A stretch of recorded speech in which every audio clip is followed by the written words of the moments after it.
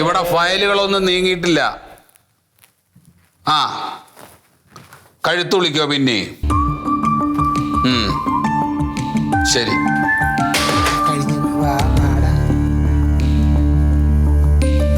നമസ്കാരമുണ്ട് സാർ. ആ നമസ്കാരം. എൻ്റെ പേര് ശീതളൻ എന്നാണ്. ഞാനൊരു റിട്ടയർഡ് KSRTC ഡ്രൈവറാണ് കേട്ടാ.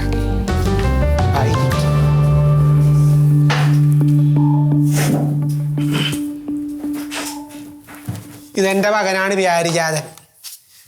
അവൻ കുറച്ച് ദിവസം മുമ്പേ ഒരു റോഡിൽ വീണായിരുന്നു, കുഴിയിലേ. അപ്പോൾ അത് പെയിൻ്റൊക്കെ പോയിരിക്കുകയായിരുന്നു. ഇപ്പൊക്കെ റെഡിയാക്കി പേച്ച് വർക്കൊക്കെ കഴിഞ്ഞ് ഇറക്കിയുള്ളൂ ഇപ്പം.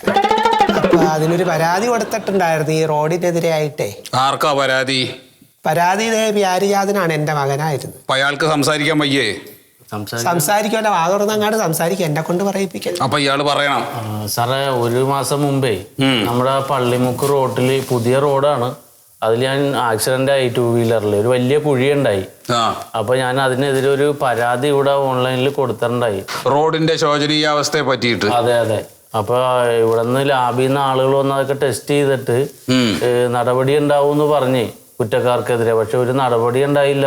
ഞാനിപ്പോ 1.5 മാസം ഇവിടെ കയറി ഇറങ്ങി നടക്കണം, ഒരു തീരുമാനം ഉണ്ടായില്ല. അപ്പൊ സാറിന് വന്ന് കണ്ടാല് അതിലൊരു തീരുമാനം ഉണ്ടാവും എന്ന് പറഞ്ഞു. അങ്ങനെ വന്നു. അതിന്റെ കാര്യങ്ങളൊക്കെ പറഞ്ഞു തരണമെന്ന് പറഞ്ഞു, അതുകൊണ്ട് വന്നാണ്.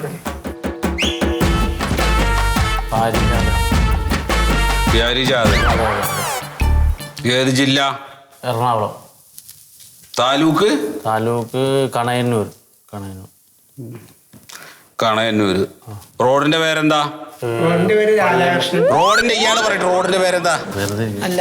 റോഡിന്റെ പള്ളിമുക്ക് സാറേ, പള്ളിമുക്ക് റോഡ്. പള്ളിമുക്ക് റോഡ്. അതെ അതെ.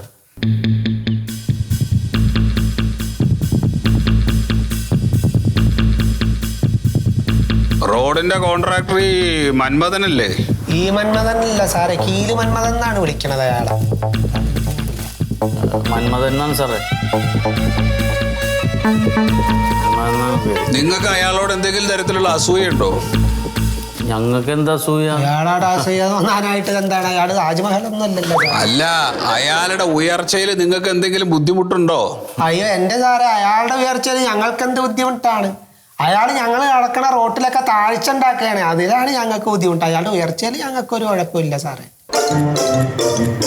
നിങ്ങളായിട്ടൊരു ബന്ധമില്ല സാറേ. പിന്നല്ലാതെ ഇത് കിട്ടിയിട്ടുണ്ട്, അതാണ്. നിങ്ങളോട് ഇവിടെ വിജിലൻസിൽ വന്ന് പരാതി പറയാൻ ആര് പറഞ്ഞു? സാറേ, അത് ഞാൻ അന്ന് റോഡിൽ ആക്സിഡന്റ് ആയി വീണപ്പോ കുറെ ആളുകൾ പൊക്കിയെടുത്താണ് എന്നെ ഹോസ്പിറ്റലിൽ കൊണ്ടുപോയത്. അപ്പൊ അതിലൊരാളാണ് പറഞ്ഞ സരൽ രാസ്ത 2 എന്നും പറഞ്ഞ് വിജിലൻസിന് ഒരു പ്രോഗ്രാം ഉണ്ട്, അവിടെ പരാതിപ്പെടാൻ.